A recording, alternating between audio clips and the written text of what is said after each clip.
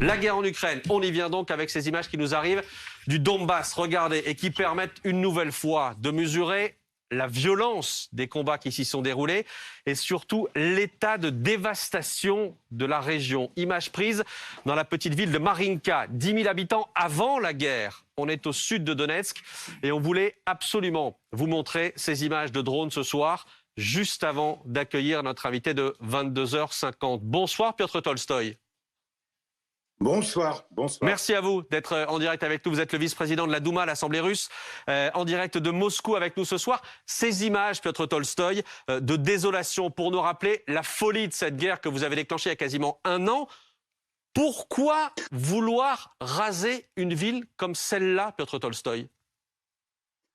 Personne ne voulait raser aucune ville. Le problème, c'est que avec l'aide occidentale, aujourd'hui, les Ukrainiens ont des vraies pertes. Déjà, ils ont perdu une centaine de milliers de soldats et les combats qui se déroulent sur Donbass prouvent encore une fois que cette attitude européenne, soi-disant solidarité avec l'Ukraine, amène des nouveaux morts dans cette région et dévaste les villes. Donc, moi, malheureusement, je ne peux pas voir l'image, mais j'ai vu ces villes par mes propres yeux quand j'ai été à la ligne du front.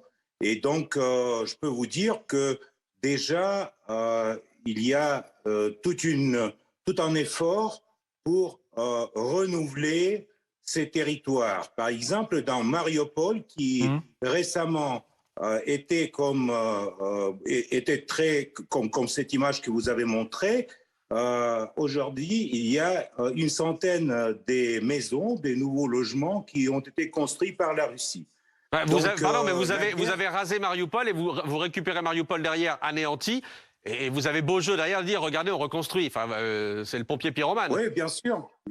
C'est tout à fait normal parce que malheureusement, à cause de votre aide et à cause de votre soutien, la guerre dure déjà un an. Nous, on a le temps devant nous. Mais pour vous, j'ai des doutes que vous avez autant de temps devant l'Europe avec la solidarité. On va en parler ce soir, Piotr Tolstoï. Évidemment, il y a du monde en plateau. Vous ne les voyez pas non plus, mais vous allez les entendre. Il y a du monde en plateau, vous le savez, pour vous interroger. Je salue Elsa Vidal, qui est arrivée avec nous, rédactrice en chef de la rédaction en langue russe de RFI.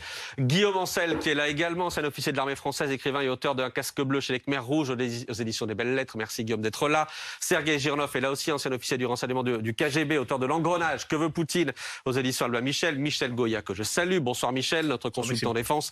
Ulysse Gosset est là également. Merci Ulysse d'être là. Piotr Tolstoï, je reste sur les images que l'on a vues à l'instant de Marinka et également sur ce que vous disiez sur les morts, sur les victimes.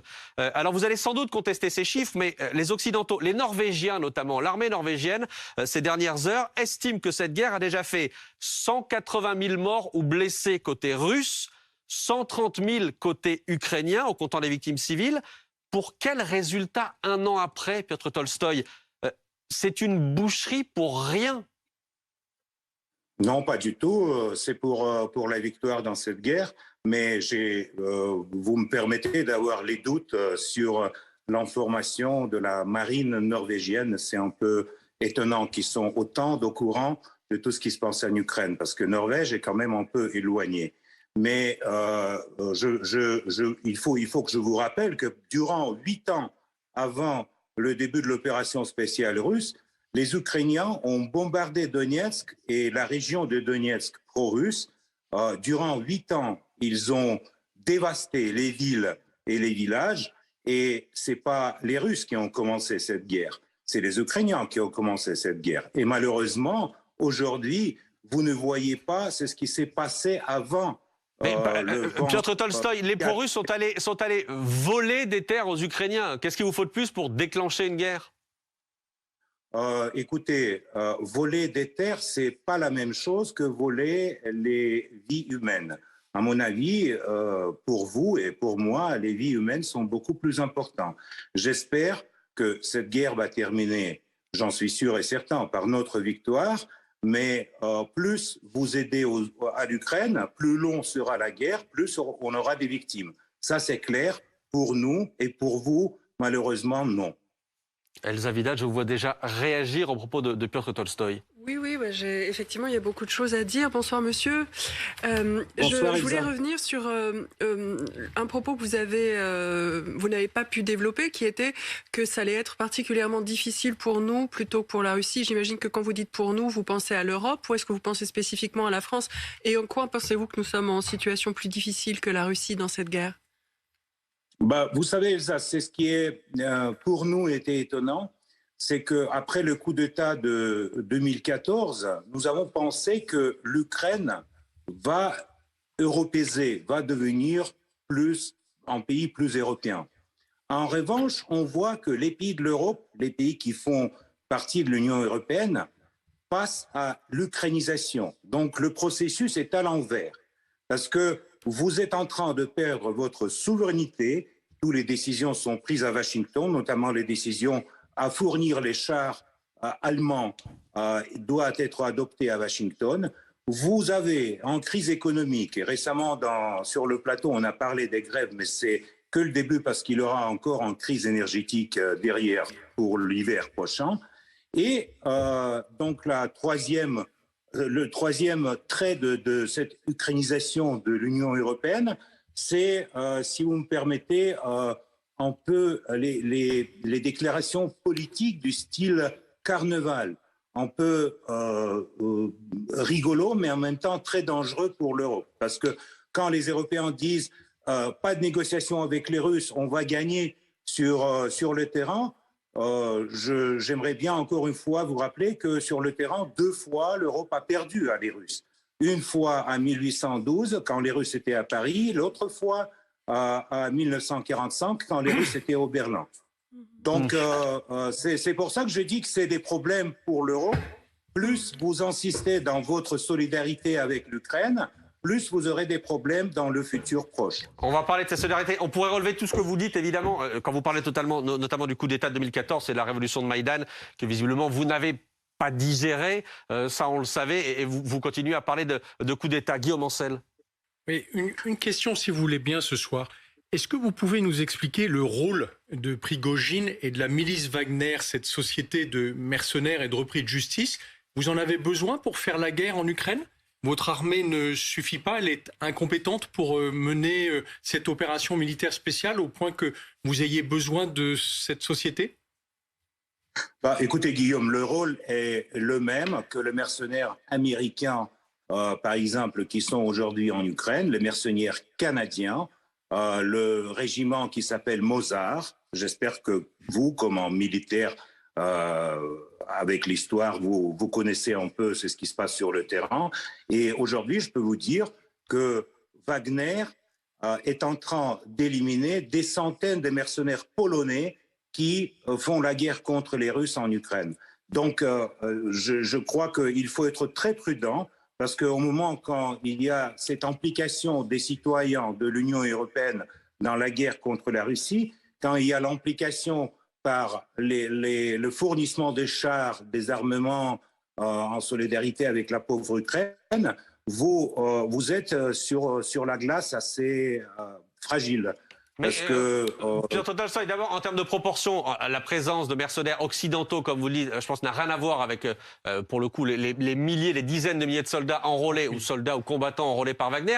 Et simplement, je voulais vous raconter une histoire ce soir, qui était racontée par le Figaro ce matin, histoire publiée ce matin. Ça se passe en Russie, évidemment. Stanislas Bogdanov, je ne sais pas si vous en avez entendu parler, jeune homme condamné à 23 ans de prison pour avoir torturé et assassiné un magistrat russe à coups d'haltère dans la tête. C'est précis. 23 ans de prison, il en a fait la moitié avant d'être enrôlé dans la milice Wagner et de retrouver aujourd'hui la liberté après avoir combattu pendant 6 mois.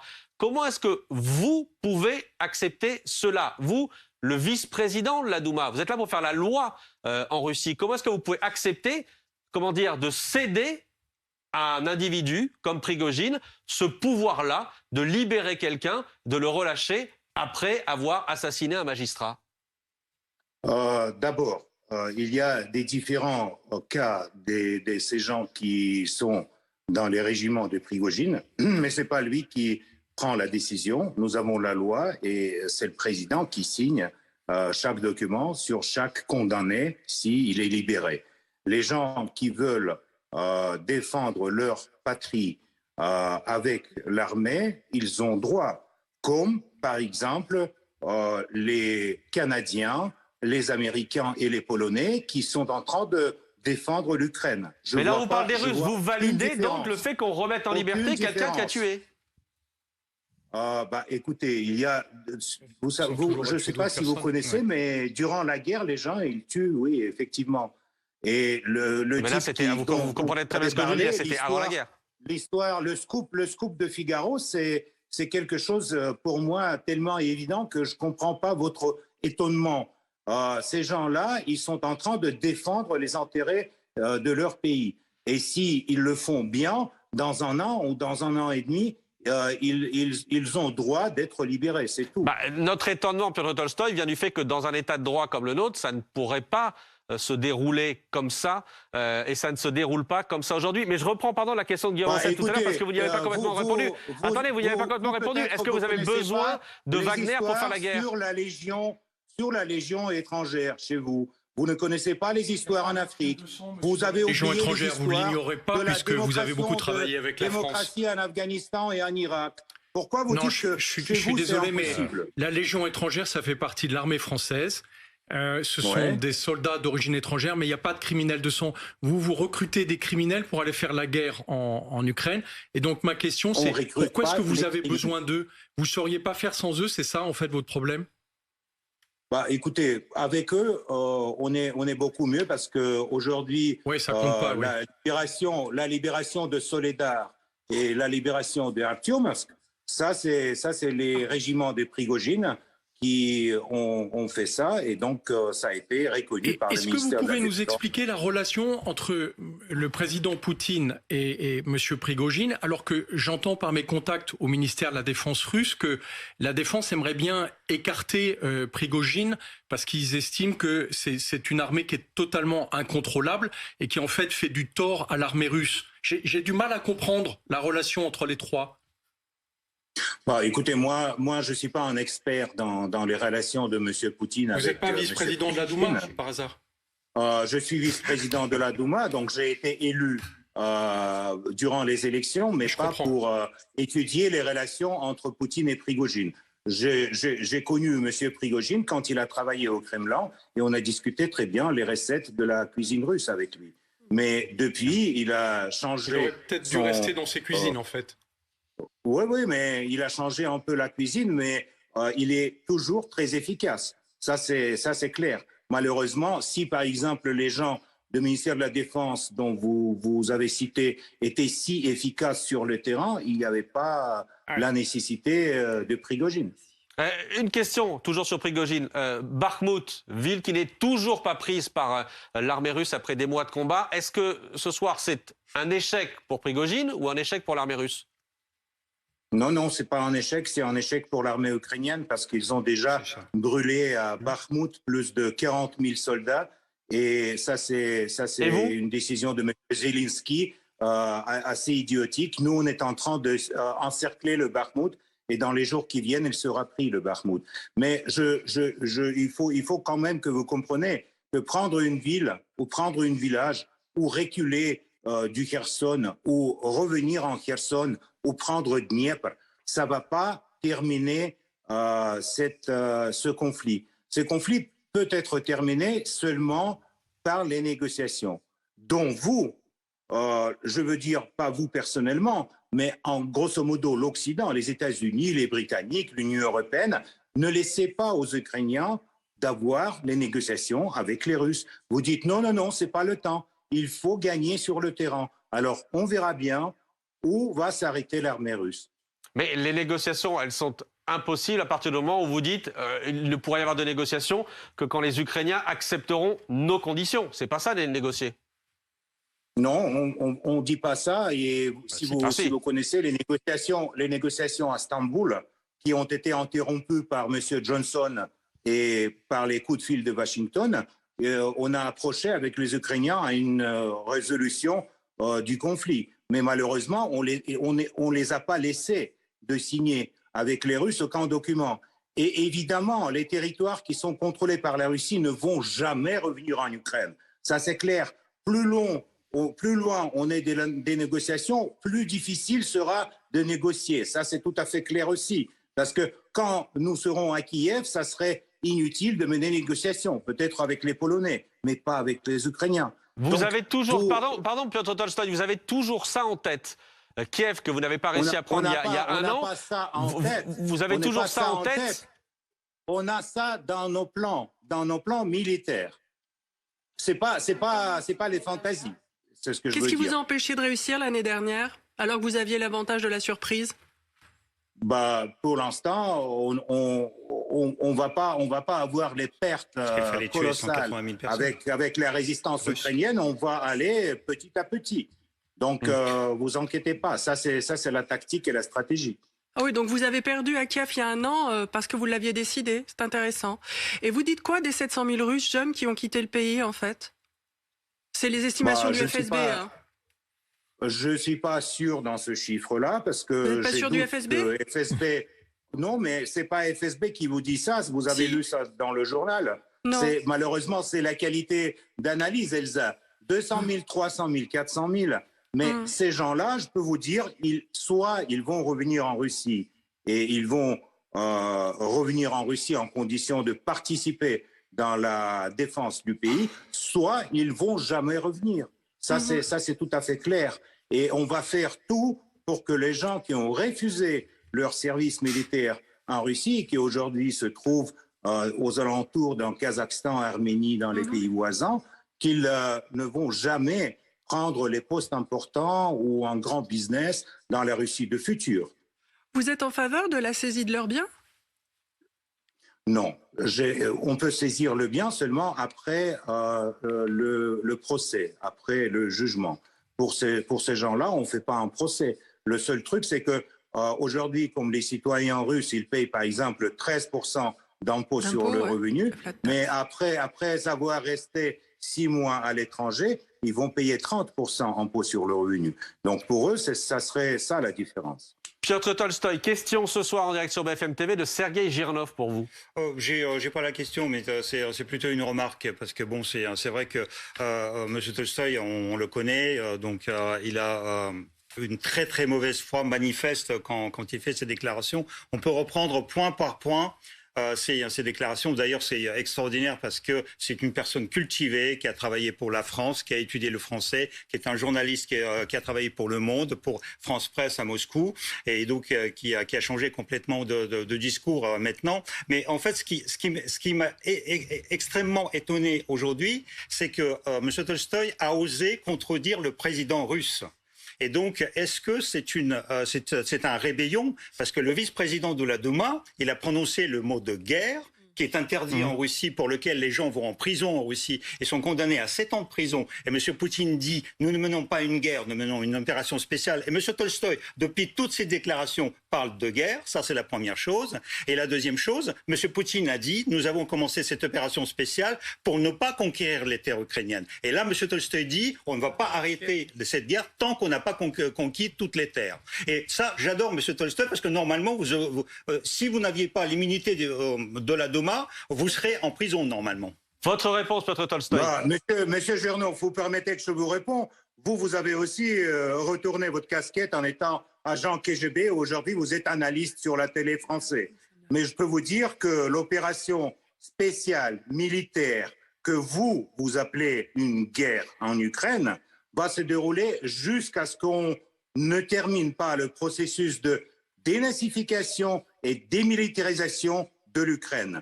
Par contre, les coups de l'aviation et des missiles russes sur le territoire de l'Ukraine, c'est dans le cadre de décommunisation.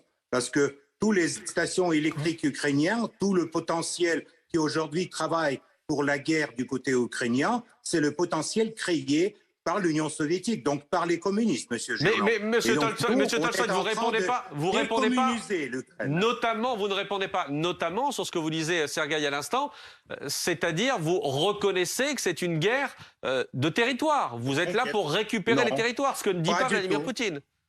Non, pas du tout. Je ne dis pas que c'est une guerre de territoire. C'est une guerre pour assurer la sécurité de la Russie, qui a été ignorée par l'OTAN et les pays occidentaux depuis une vingtaine d'années. Et c'est une guerre pour démilitarisation de l'Ukraine, qui a reçu l'aide militaire de l'Occident et a commencé à recevoir juste après le coup d'État de 2014. Coup d'État parce que c'est votre ministre des Affaires étrangères, Laurent Fabius, a garanti à M. Yanukovych que ça n'aura pas lieu et du coup, un coup d'État a eu lieu. Donc, la Russie a garanti.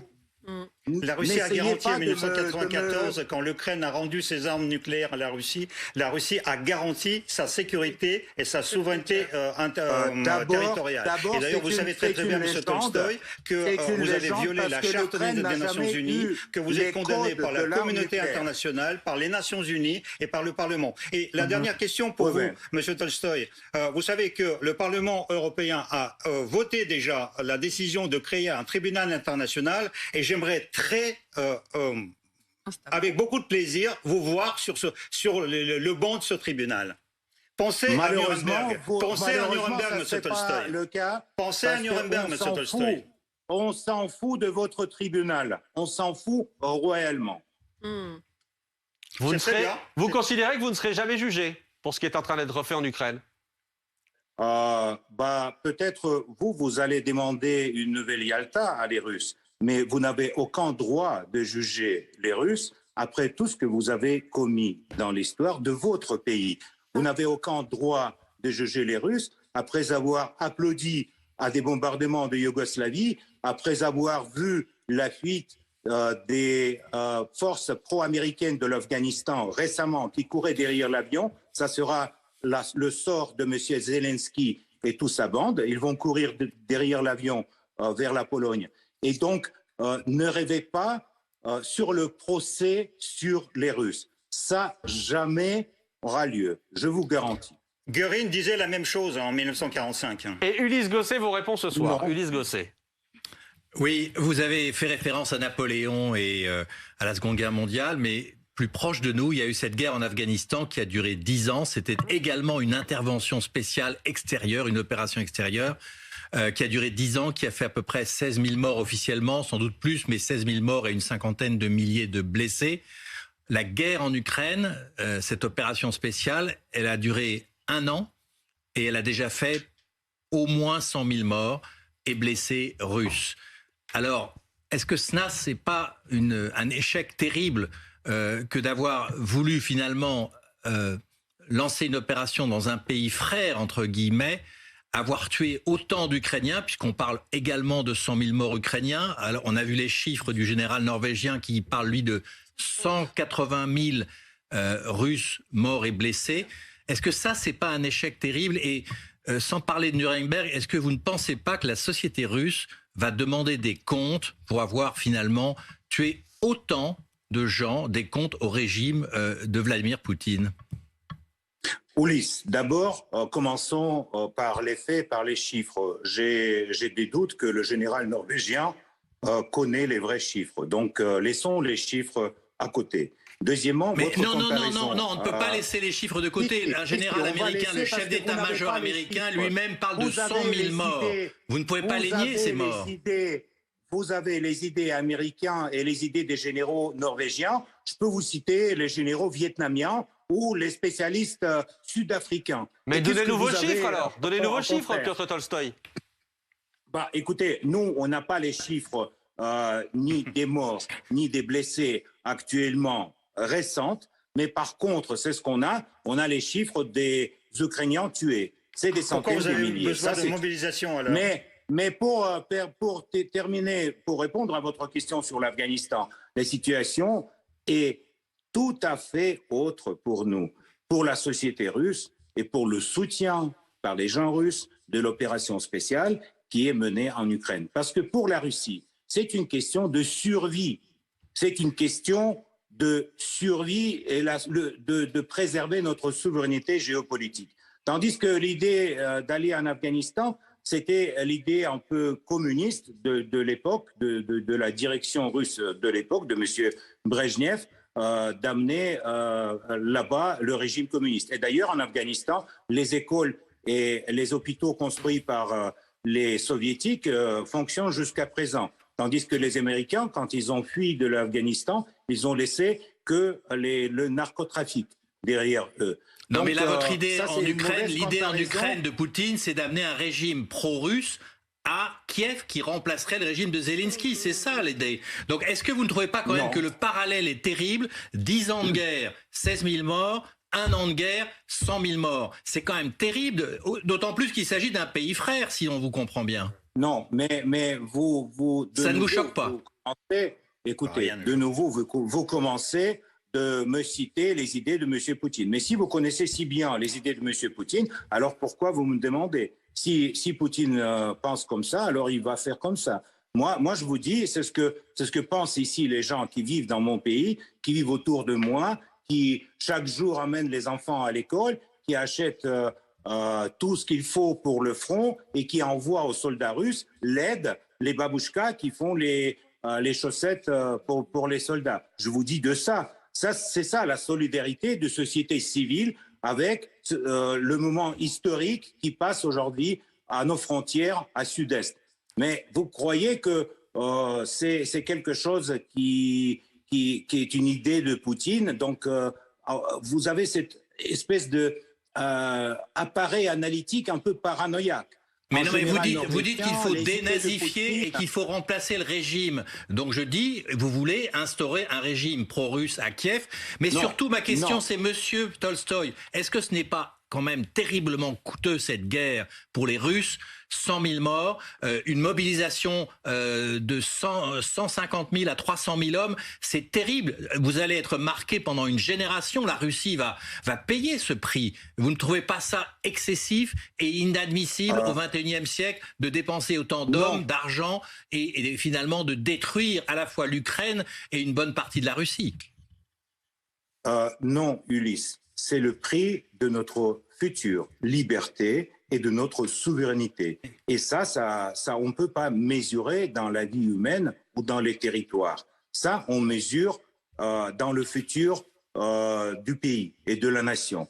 Si vous regardez aux yeux des Serbes que vous avez bombardés dans les années 90, jusqu'à présent, dans les yeux des Serbes, on voit qu'ils ont perdu la guerre. Les Russes n'ont jamais perdu les guerres comme ça. Et on voit Les pas, Russes ont perdu ça des nous guerres. affecte pas les victimes. Bah oui. Oui, on a perdu les petites guerres avec le Japon et en Crimée, vous allez dire, mais les grandes guerres avec l'Europe, Afghanistan. comme La celle-ci, guerre de Crimée, comme vous avez perdu celle-ci, la on n'a guerre de jamais Crimée perdu. aussi. Vous avez perdu la La guerre de Crimée. Crimée, Vous avez c'était perdu la une Première petite Guerre mondiale, guerre. vous avez perdu la guerre de Crimée. Attendez, colonel Oui, Goya c'était qui n'a une pas encore petite pris la guerre. parole, colonel. Non, mais les guerres, vous en avez perdu beaucoup en réalité, bien sûr. Et puis vous parliez de la Seconde Guerre mondiale, vous êtes arrivé jusqu'à Berlin. Je rappelle que vous avez été chassé finalement de Berlin. Les troupes soviétiques qui étaient à Berlin, que j'ai vues lorsque je suis passé, ont été chassées de Berlin, ont été chassés d'Europe de l'Est, ont été chassés des pays baltes par la volonté des peuples. C'était pas du tout une action de l'OTAN. Donc ça Si, vous si, dérange bien pas, sûr. non? Pardon? Bien sûr que en fait, le déclenchement de la PAC de Varsovie et toutes les promesses de l'Occident de ne pas élargir l'OTAN jusqu'à nos frontières, ça, c'était une mensonge occidentale, mais on les a vus déjà beaucoup, donc on a l'habitude. Et Maintenant, on va vous avez plus obtenu croire la à des- Finlande et la Suède. Maintenant, vous avez obtenu la Finlande et la Suède à cause de votre guerre. Dans Par l'OTAN. votre guerre, Je peux maintenant, vous il y a dire- deux pays je qui peux étaient vous dire- neutres et qui ne voulaient pas peux vous rentrer dans dire l'OTAN. Maintenant, ils sérieusement sont dans l'OTAN. que Enfin, presque. les moustiques en Finlande sont pour nous. Ils sont pro-russes. Donc faites gaffe, s'il vous plaît. Ça, c'est très dangereux. Les moustiques en Finlande, c'est-à-dire? On n'a pas compris. C'est une métaphore. Bah, parce que les moustiques, il y en a beaucoup en Finlande. alors Et ils sont tous pro-russes. Parce qu'ils ont la mémoire des moustiques. Parce qu'avant, c'était ça faisait partie de la Russie. Et les moustiques, ils ont la mémoire. Ah. Juste une dernière question. Attendez, j'ai une image, parce que vous parlez de survie de la Russie. Ouais. J'ai une image à vous montrer. Que se passe-t-il à Moscou et de quoi avez-vous peur? On a vu la semaine dernière apparaître sur un certain nombre de bâtiments dans la ville de Moscou, apparaître des systèmes, des batteries de défense anti-aérienne ces derniers jours, au moins dans 7 bâtiments, d'après les décomptes qui ont pu être faits par Dans le ministère de la Défense. dans le ministère de la Défense, absolument. Il y en a certains qui ont été placés notamment pas très loin de la résidence de Vladimir Poutine. De quoi avez-vous peur? Est-ce que ce sont les drones ukrainiens qui vous font peur? Il existe les drones ukrainiens. Les oui, drones, à Engels, les oui. drones utilisés par l'armée ukrainienne. À Engels, oui. À 2 reprises, le 5 et le 25. Peut-être c'est de nouveau les moustiques de Finlande ou les mouches de l'Estonie qui nous font peur. C'est pour ça que vous déployez des batteries antiaériennes. On prend les mesures de précaution si jamais les Ukrainiens vont utiliser les armements américains à longue distance. Ça, évidemment, on prend les mesures pour protéger la population civile à Moscou. Qu'est-ce que vous étonne? Nous sommes en guerre et on va continuer cette guerre jusqu'à notre victoire. Donc, tous ces moyens-là, c'est tout à fait normal dans un pays qui, aujourd'hui, est en affrontement militaire. Donc, vous pensez que la guerre, parce que vous avez bien utilisé le mot guerre, la guerre va déborder, peut déborder encore plus sur le territoire russe? Non, je pense pas. Oui, c'est vrai que c'est Pourquoi? Parce que vous venez de nous dire le contraire. Pourquoi? J'ai pas peut-être compris votre question, mais... Non, mais parce que vous venez dire que vous vous protégiez éventuellement contre le fait que les Ukrainiens utilisent des armes américaines, occidentales, à longue portée contre le territoire russe. Donc c'est votre crainte aujourd'hui? Non, mais ça a été dès le début. Donc les forces antiaériennes étaient installées autour de Moscou et autour de toutes les grandes villes dès le début. Par exemple, dans la région de Belgorod, qui est sur le territoire russe, les Ukrainiens bombardent les villages régulièrement. Malheureusement, on a ce problème sur notre territoire depuis le début de l'opération militaire spéciale. Est-ce que vous êtes favorable, Monsieur Tolstoï, est-ce que vous êtes favorable au déclenchement d'une vaste offensive de printemps de la Russie pour reprendre les positions qui ont été prises par les Ukrainiens? Est-ce que c'est dans les plans qui sont en train d'être élaborés? Est-ce que ça serait pour vous quelque chose de nécessaire pour que la guerre soit gagnée par la Russie, comme vous dites? Pour moi, c'est nécessaire avant printemps, et pas seulement les territoires que l'armée russe a laissés aux Ukrainiens, mais Dniepr, Odessa, Kiev et les autres grandes villes. Donc, ce que nie M. Poutine. M. Poutine a affirmé que la Russie n'est pas venue en Ukraine pour gagner les territoires. M. Tolstoï, vous commettez encore une fois, vous contredisez votre président. Il a tout à fait raison. On n'a pas là pour gagner les territoires, mais pour gagner toute l'Ukraine et pour démilitariser et dénazifier l'Ukraine. À un moment donné, on est en train de faire une décommunisation de l'Ukraine avec leur infrastructure énergétique, mais on va continuer. Monsieur Tolstoï, pour des raisons techniques, on va devoir couper quelques secondes avec vous pour relancer la machine. La publicité. Non, il n'y a pas de pub. Il n'y a pas de pub. C'est vraiment un problème technique pour qu'on puisse continuer l'interview. Donc, il y en a vraiment pour 15 secondes. Ça va couper. On va revenir avec vous dans une quinzaine de secondes. On va faire ça maintenant. Voilà, il y a encore plein de sujets à aborder avec vous. On va entendre notamment Volodymyr Zelensky qui, ce soir, dénonce la déportation de 2000 Ukrainiens vers le territoire russe. 2 millions d'Ukrainiens vers le territoire russe. On a l'extrait ce soir de Volodymyr Zelensky. On a d'autres sujets, notamment savoir comment la Russie de Poutine et Tolstoï réagirait en cas de livraison par la France de chars Leclerc. Ça aussi, c'est un sujet important qu'il va falloir aborder. On est en train de reconnecter les fils, le fil rouge sur le fil rouge, le fil bleu avec le fil bleu. Ça devrait marcher dans une seconde. On va écouter, avant de retrouver Piotr Tolstoï, on va écouter justement ce que dit ce soir Volodymyr Zelensky sur la déportation de 2 millions d'Ukrainiens vers la Russie. Temporarily occupied by the Russian troops. Sur tout le territoire temporairement occupé par les troupes russes, le brigandage règne. Tout ce qu'ils n'ont pas détruit, ils le volent et l'expédient en Russie. Tout. Les Russes volent des céréales et des machines agricoles aux agriculteurs ukrainiens. Les occupants démantèlent les usines et envoient le matériel en Russie. Des entrepôts, des magasins et des maisons sont pillés. Et ils kidnappent des gens. Ils voient les gens comme une ressource. Environ 2 millions d'Ukrainiens ont été emmenés de force en Russie. Ils ont été déportés. Elsa, c'est le chiffre le plus élevé Jamais reçu. jamais donné par les autorités ukrainiennes. Oui, c'est vrai.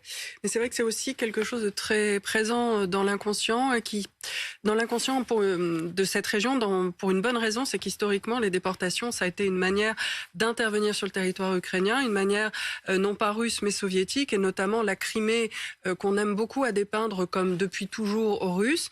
Elle était essentiellement peuplée de Tatars qui ont été déportés, qui n'ont pu revenir que dans les années 80. Et après la déportation de ces Tatars, on a soviétisé la Crimée, ce qui voulait dire aussi la russiser.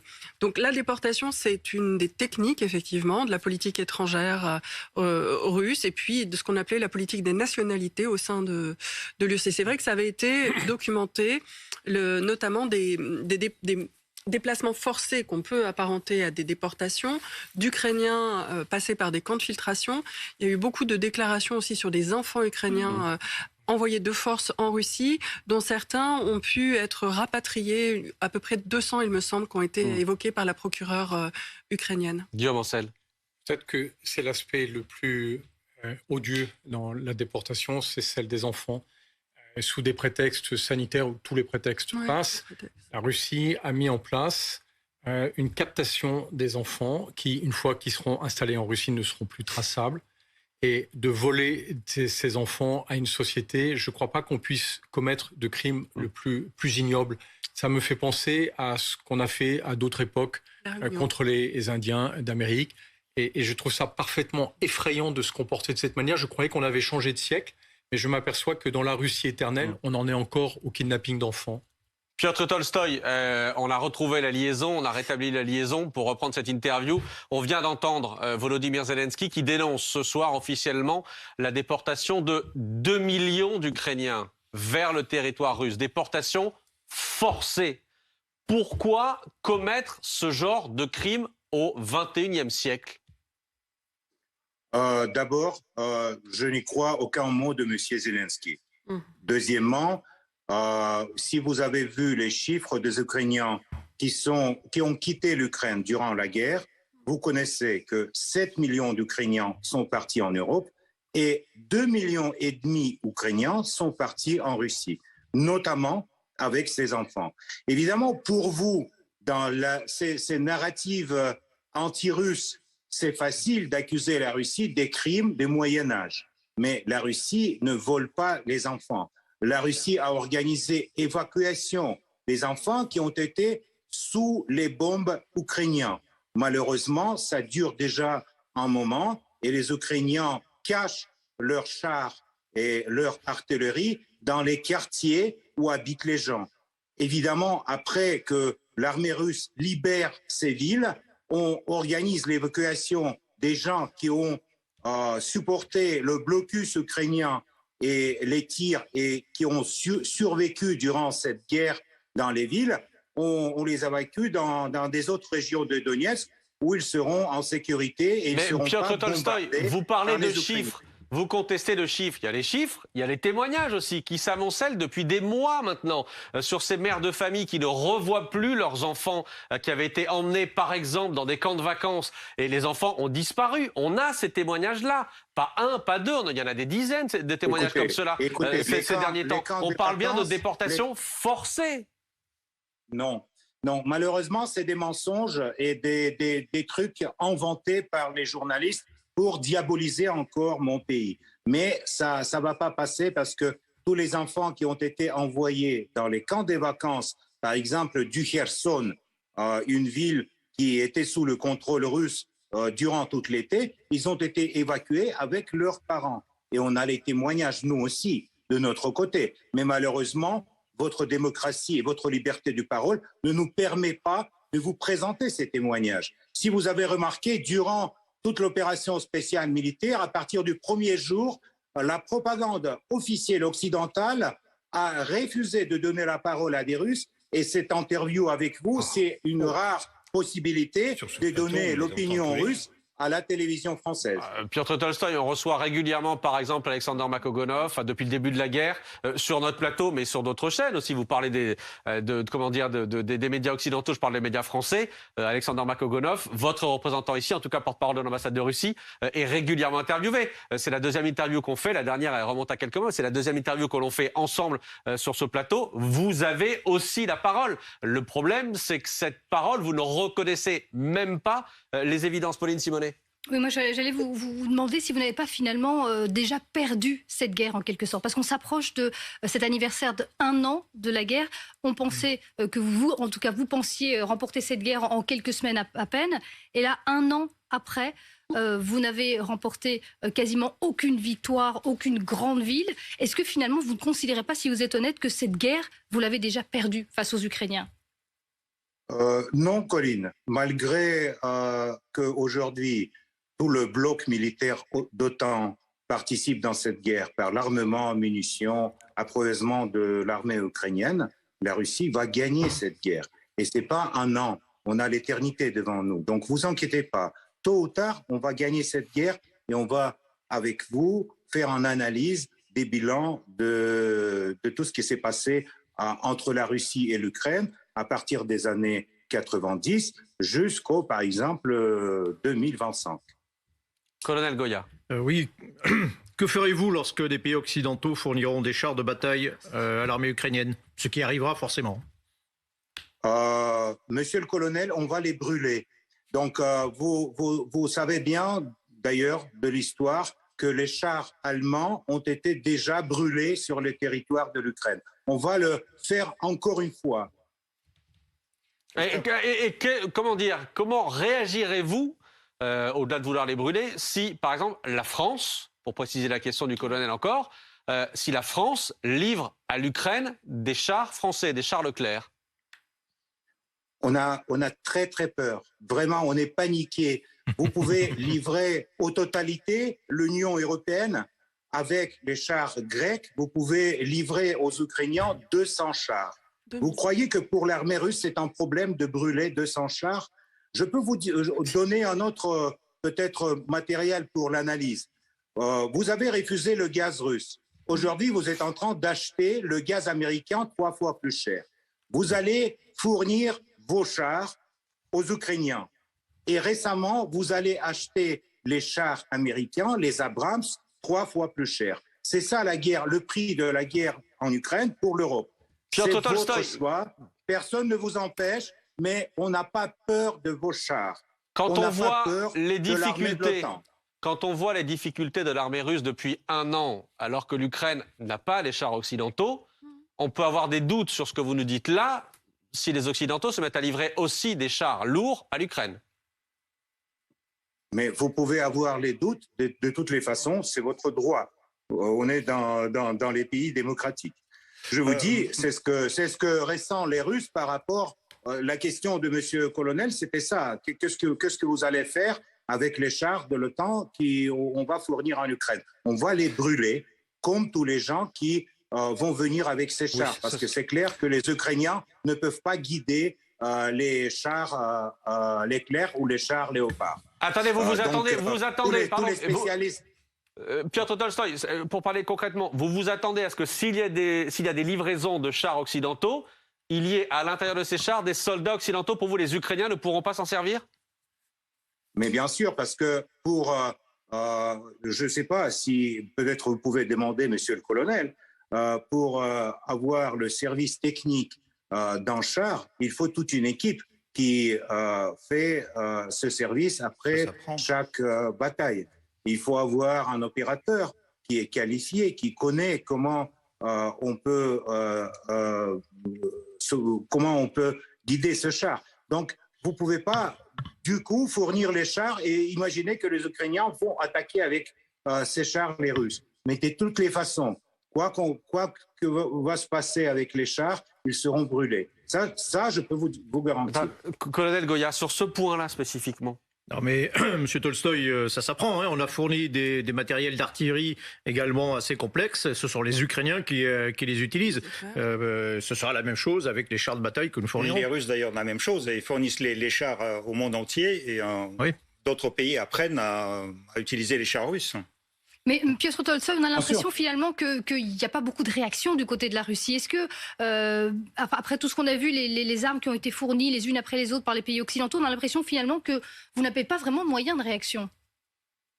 On n'a pas peur des armes qui ont fournies par les Occidentaux parce que chaque jour, dans tous les bilans du ministère de la Défense, on a 2 systèmes artillerie français qui est éliminé. On a 3 systèmes HIMARS américaines qui sont bombardés. Donc, vous inquiétez pas, tout ça va se retrouver, je ne sais pas, en Turquie pour le métal très bientôt. Et on a bien compris, pardon, mais si, comme vous n'avez pas peur des armes occidentales, vous vous protégez en mettant des batteries de défense antiaérienne à Moscou, c'est pour ça que vous les mettez là. Diamancel. J'ai une question. Je comprends pas, Piotr, la stratégie militaire du président Poutine. Il a accepté une vague, une campagne de terreur en tirant des dizaines de missiles pratiquement par jour contre soi-disant des cibles d'infrastructures énergétiques. Mais par exemple, le 14 janvier dernier, à Dnipro, c'est un missile Kh-22 qui a été tiré. Et vous le savez comme moi, c'est un missile qui a été retiré du service en 2007 parce qu'il est très peu précis et qu'il emporte une charge d'1 tonne qui fait des dégâts considérables. Et du coup, ce missile a fait abattre un immeuble complet d'habitation avec plus de 72 appartements. Il a fait au moins 45 morts. C'est ça le ciblage, la capacité de l'armée russe, ou c'est juste parce que vous avez même plus les munitions nécessaires pour pouvoir les guider sur vos objectifs? Écoutez, les histoires que les Russes n'ont plus de munitions, ça dure déjà des mois. Je n'ai pas dit ça, je dis pourquoi vous lancez un missile que vous savez complètement obsolète et qui va faire des destructions massives dans une ville. C'est comme ça que vous libérez une ville, c'est ça? Ok, permettez-moi de répondre. Alors, on n'a pas le déficit de munitions. On va tirer encore, on a beaucoup de missiles. Ça, c'est la première chose. La deuxième chose, vous avez demandé la stratégie de M. Poutine. Oui. Peut-être la stratégie de M. Poutine, c'est la stratégie pour ne pas que vous le compreniez. C'est ça la stratégie. Ah oui, ça c'est sûr qu'on le comprend pas. C'est clair que vous êtes déjà dans le vague. Et ce qui concerne cette histoire sur Dniepr, donc c'est la missile antiaérienne ukrainienne qui a abattu le missile russe sur l'immeuble. Ça a été reconnu même par les officiels en Ukraine. Donc, tous ces histoires que les Russes... C'est faux, je tiens à vous le dire, Piotr, parce qu'il y a un journaliste de Russia Today qui a essayé de me vendre cette histoire, cette sornette, que c'était un missile anti-aérien ukrainien qui avait détourné le Kh-22. Ouais. Sauf que si vous aviez un tout petit peu de connaissances militaires, vous sauriez qu'on ne sait pas intercepter un missile Kh-22. Donc, c'était même pas envisageable. Et quand vous avez tiré ce missile Kh-22, vous saviez que vous alliez commettre des destructions massives. Mais c'est très intéressant ce que vous dites quand vous expliquez que même Poutine a une stratégie incompréhensible, parce que je pense que globalement, le chaos de cette guerre, c'est à cause d'un tyran chaotique. Et quand je vois par qui il est entouré, je comprends qu'il n'y arrivera pas. D'abord, j'ai toujours le plaisir de vous entendre, mais si vous me permettez de finir la parole, ça serait très gentil. Donc, je vous dis que la stratégie militaire russe est construite de telle façon que ni Français, ni les Européens, ni les Américains ne le comprennent pas. Ça, c'est plus ou moins clair, et j'espère que vous avez eu le temps pour analyser l'absence de votre compréhension en stratégie. Ce qui concerne la missile ukrainienne qui a détourné la missile russe sur la maison, ça c'est une chose pour nous en tout cas prouvée. Vous êtes dans votre paradigme des mythes construits par la presse occidentale, vous pouvez rester dans ce paradigme. Mais je peux vous dire une autre chose qui peut-être va vous intéresser. Si la Russie visait les civils dans cette guerre, on était déjà plusieurs fois à Kiev. On a l'armement qui peut brûler des kilomètres de front en avant, mais on ne l'utilise pas justement parce que les Russes ne visent pas les civils dans cette guerre. 30 000 déjà victimes. 30 000 déjà victimes, Piotr Tolstoï. 30 000 victimes civiles, morts ou tuées, morts ou blessés, pardon. 30 000. Minimum 30 000, Piotr Tolstoï. Mais vous sortez ces chiffres d'où? d'où dans votre Mariupol, tête la ville Mariupol, vous l'avez rasée. 30 millions. Mais je vous dis 30 000, je vous dis 30 000. Petite Sergei question. Girlov, ensuite Ulysse Gosset. Sergei Girlov. Petite question, Monsieur Tolstoï. Vous étiez tellement sûr que vous avez la force russe qui va bien évidemment détruire tout le temps et le monde entier. Où est-ce que se tout trouve le temps, seulement les chars. Attendez. Laissez-moi finir de vous poser la question. Vous répondrez après. Ouais. Vous êtes fier de votre armement. Où se trouve votre char Armata que vous avez présenté pendant des années? Où se trouve ce char Armata sur les champs de bataille? Pourquoi M. Poutine a limogé M. Rogozin? Parce que justement, M. Rogozin n'arrivait pas à fabriquer les missiles, y compris Sarmat. Pourquoi M. Poutine a limogé son responsable de l'agence cosmique? D'abord, le départ de Rogozin n'a rien à voir avec les Sarmat. Sarmat, ils sont construits et ils sont aujourd'hui dans l'armée russe. Deuxièmement, ce qui concerne les chars Armata, ils ont été remplacés par les chars T-90, et vous le connaissez bien, ça c'est les chars mieux que les chars américains Abrams. Mais je peux vous dire que évidemment, comme dans n'importe quel pays du monde, dans n'importe quel pays du monde, la Russie a des difficultés à avoir beaucoup d'armements en même temps.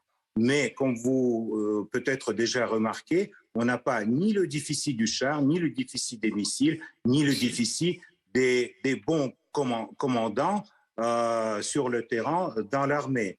On a malheureusement beaucoup d'armements et beaucoup de munitions qui arrivent en Ukraine de l'Europe.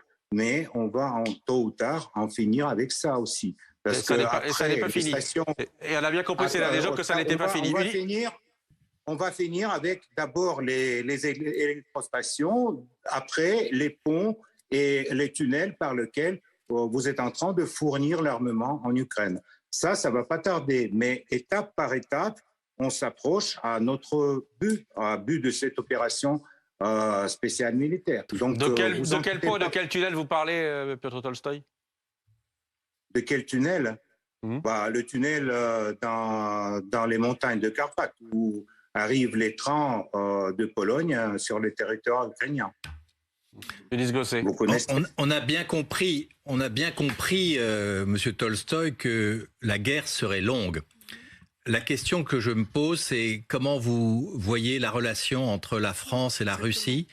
La France fournit des armes de plus en plus puissantes, l'Allemagne aussi, mais entre Paris et Moscou.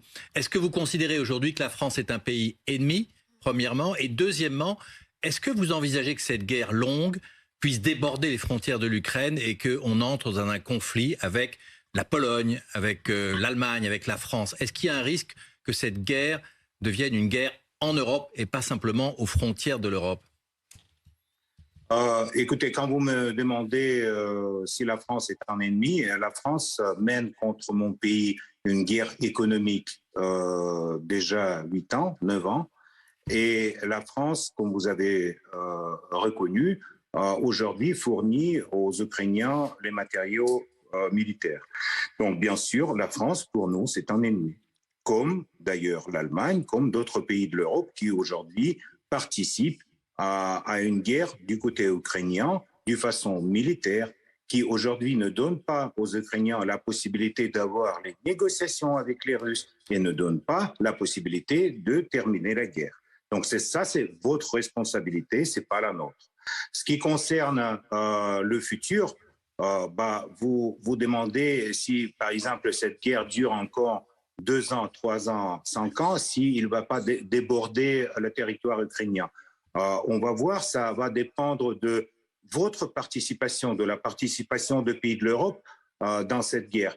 Vous allez maintenant donner les chars, après vous allez donner des avions, après vous avez envoyé légions étrangères ou je ne sais pas quoi. Donc, dès que les soldats étrangers seront sur le territoire de l'Ukraine, les soldats de l'OTAN, pour nous, ça serait, comme aiment dire les Américains, une ligne rouge. Donc, tout dépend de vous, en fait, dans cette guerre et dans le futur de cette guerre.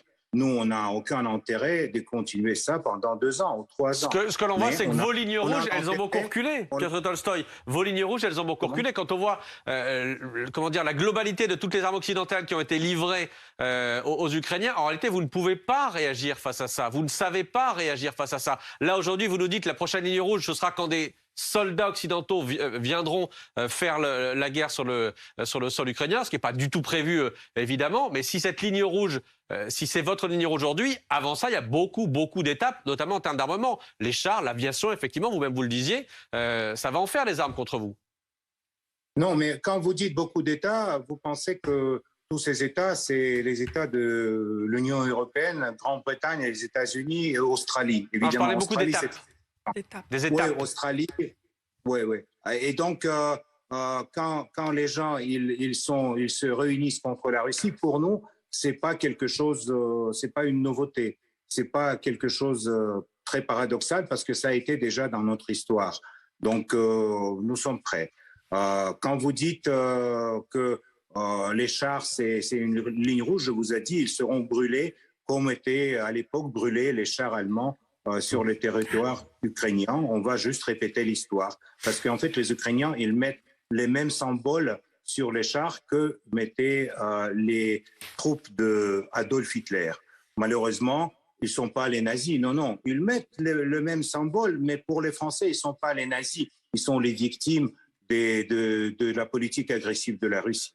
Donc, on va éliminer tout ce public et on va s'arrêter à la frontière ukrainienne et on va regarder dans les yeux à des politiciens européens qui appellent sans cesse à accélérer la guerre et gagner la guerre sur le terrain. Donc, on va regarder à les yeux au monsieur Borrell ou à les autres grands politiciens qui aujourd'hui pensent qu'ils peuvent gagner la guerre contre la Russie. Et on va attendre leurs propositions sur le futur monde, sur la future sécurité européenne. Vous inquiétez pas, ça va venir très vite et on va pouvoir discuter ça dans votre studio. Qu'est-ce que vous pensez de la Turquie, puisque la Turquie, bien qu'elle n'applique pas les sanctions économiques, livre massivement des drones à l'Ukraine, il livre aussi des drones à l'Azerbaïdjan, alors que la Russie d'ordinaire défend l'Arménie. Pourquoi vous ne qualifiez pas la Turquie d'ennemi ? Ils sont très malins, les Turcs. Parce qu'ils n'ont pas osé exploser les gazoducs comme ça fait les Européens. Donc, vous ne répondez pas à ma question en fait. Pourquoi vous ne les blâmez pas pour les livraisons d'armes ? Pourquoi vous ne les qualifiez pas d'ennemis alors qu'ils livrent des armes qui permettent d'attaquer le territoire russe à l'intérieur et vous ne dites pourtant rien à Erdogan ? Parce que avec la Turquie et avec M. Erdogan, on a d'autres terrains de coopération, notamment coopération économique, importants pour nous dans cette période. Donc l'économie est plus importante que le militaire ? L'économie est plus importante que le militaire ? L'économie, c'est important, mais j'ai dit que les Turcs, ils n'ont pas osé exploser les gazoducs. C'est ce qu'ont osé les Européens ou les Britanniques ou les Américains, je ne sais pas qui. D'ailleurs, vous ne savez pas qui a fait exploser le Nord Stream ? Non, moi, j'enquête pas. Vous non plus. Oui, monsieur Tolstoï, au fait, on a eu des preuves.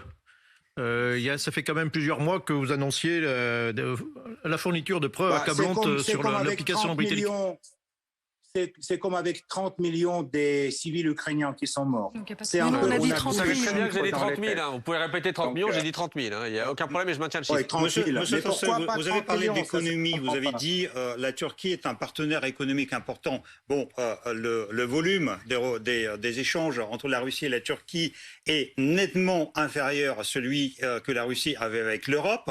Et en fait, vous avez provoqué les sanctions avec votre principal partenaire économique qui vous permettait de gagner de l'argent et en plus qui vous vendait tout ce que vous ne produisez pas. Est-ce que vous croyez que c'est quelque chose de sensé ?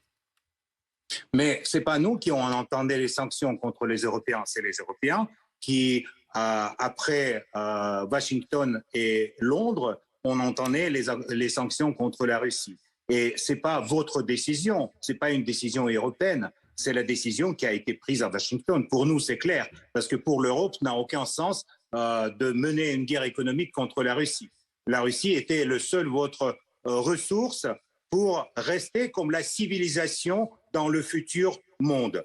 Il y a la Chine, les États-Unis, l'Europe aura pu être, mais malheureusement ne le sera pas, à cause de toutes ces décisions et notamment à cause de l'opération militaire en Ukraine.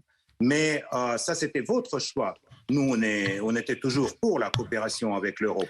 Nous avons beaucoup de téléspectateurs, Monsieur Tolstoï, nous avons beaucoup de téléspectateurs qui, en vous regardant, se demandent si vous vivez sur la même planète que nous ou bien si vous n'êtes pas dans un monde parallèle.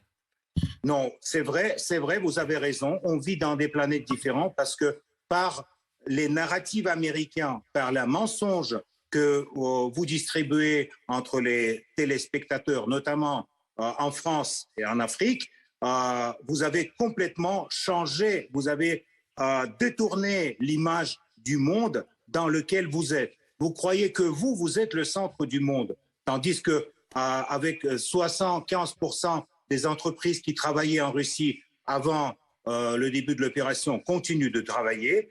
Ils ont juste changé leur juridiction. Il y en a, la plupart du monde entier continue à coopérer avec la Russie et cette coopération aujourd'hui se développe beaucoup plus vite qu'à l'époque quand on avait la coopération avec l'Europe. On arrive à vous, Piotr Tolstoï. La vraie image, malheureusement, vous échappe parce que vous regardez dans le monde du votre coin européen. Mais je vous rappelle que le plus grand pays de l'Europe, c'est la Russie. Merci Piotr Tolstoï, merci à vous. Je suis obligé de vous couper, merci à vous. On arrive au bout de cette interview. Merci d'avoir été notre invité ce soir. Merci à tous les 6 d'avoir été avec moi ce soir pour cette interview.